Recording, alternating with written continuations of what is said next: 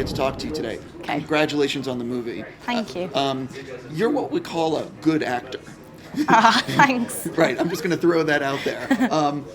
Talk a little bit about how you got involved. A lot of people who are going to be watching this will not know much about the project, and I hate asking the generic question, but That's all right. talk a little bit about what movie it is and how you got involved and, you know, some of the basics. Yeah, it's a film called Stockholm, Pennsylvania, and it is about a girl who was kidnapped when she was about 3 or 4. And she's held captive for about 17 years and raised by this man called Ben, who Jason Isaacs plays wonderfully. And the film actually starts when she's in her early 20s and she's returned to her parents.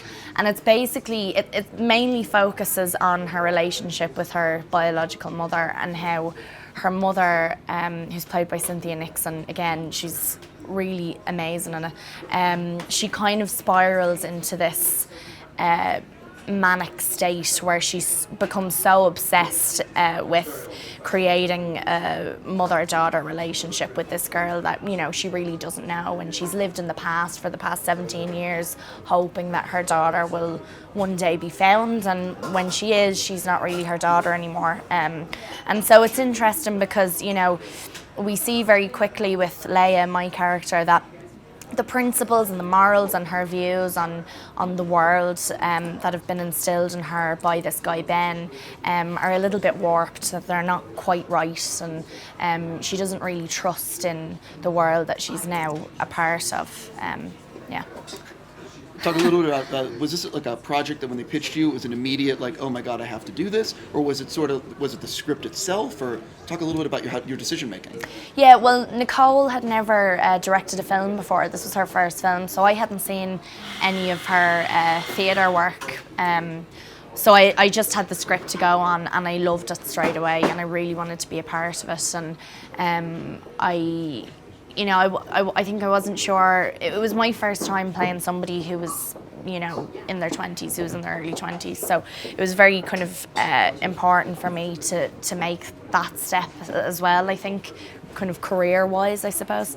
But I loved the story. I loved the fact that it's so kind of nuanced. There's a lot kind of suggested, and you're kind of on the outside looking in unless you're invited in by my character, you know.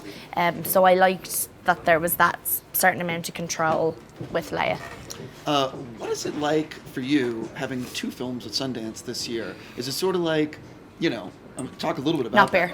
Right. She says it's not beer. I want to be very clear. Not beer. It is wine. Go on.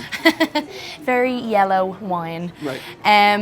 What's it like having 2 films at Sundance? Yeah. It's amazing. I've never been here before. So it's fantastic to have 2 films here, and especially because they're so different as well. Like, Stockholm is, you know, present day. It's very, very intimate. There's only really, you know, about 5 characters in the whole thing.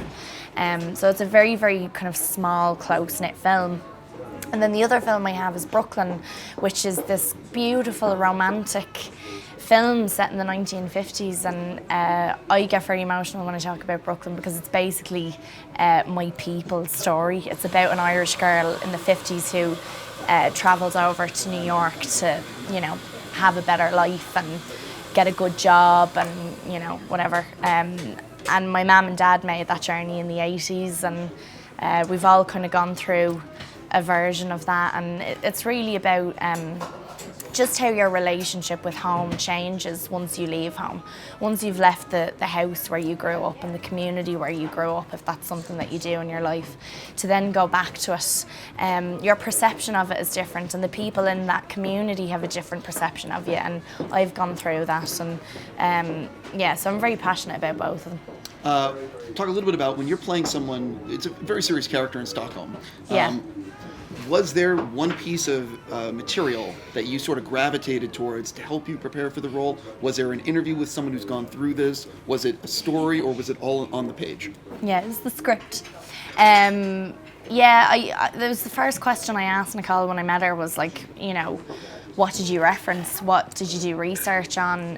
There were so many stories as well, like a year and a half ago, as we all know, about young girls who had been discovered or who had escaped this sort of situation, years and years later when nobody had heard anything about them in years. So it was very much in the news and in everyone's kind of psyche at that time, and that was one of the first questions I asked her. Did she want me to do research? Did she want me to look into specific cases or anything? But she didn't do it, and she didn't really encourage me to do it either, because this was very much an individual story, and it's very much fiction. It's not based on anyone else's story. So the script was kind of so strong already, and there were no real changes in the script as we went on. It very much stayed as it was when I read it at first. So that has to be very nice as an actor, because Yeah. I've seen on sets the yellow, pink, purple, and green pages. So when it gets to like gold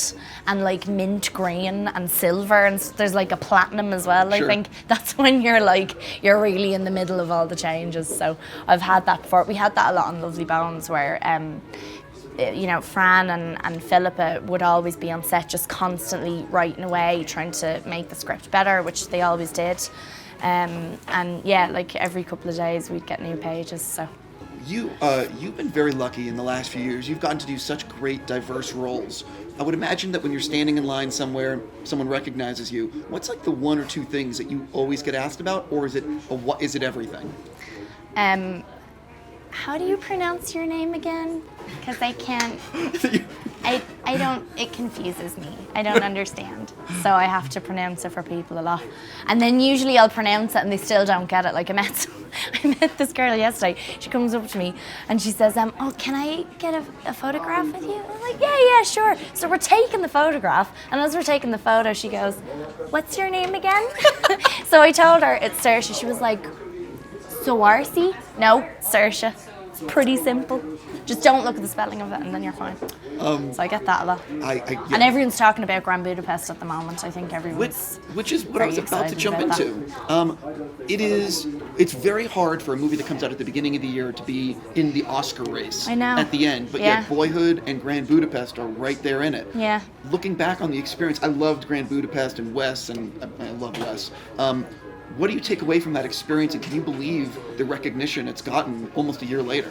I can and I can't. I mean, I can because I think Wes is incredible, and there's no other filmmaker out there like him. It's very specific what he does, and it's always such a treat, I think, for people to go and see a Wes Anderson film.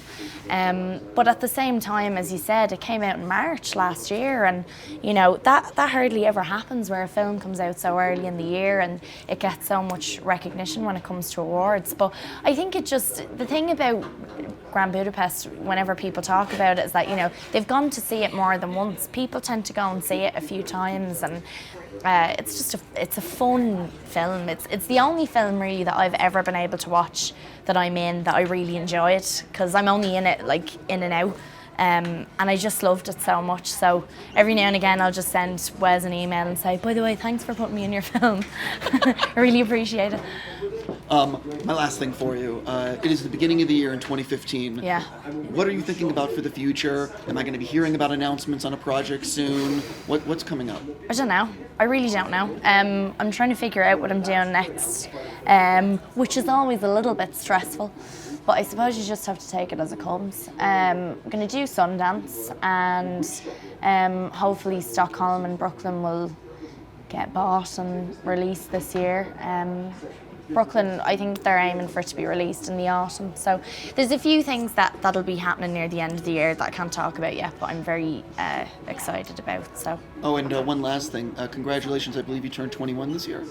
Or soon? Or am I wrong? Soon, or maybe I did already. Let's go with yes, I'm 21 already. Sure, I was going to ask you if you're already planning any good thing in the States. Yeah, I'm thinking about doing something. I'm thinking about maybe going to a music festival for my birthday over here. Because the only difference for me when I turn 21 is that you can legally drink some alcohol over in the States. Like your wine right Like now. my yellow wine. Right, exactly. Hey, listen, I want to say again, congratulations on everything. Thanks, and it's really a great pleasure to see you again. Wish you nothing but the best. Thank you very much. And congratulations on the whole Yes, Collider Complex. Collider Complex. Exactly.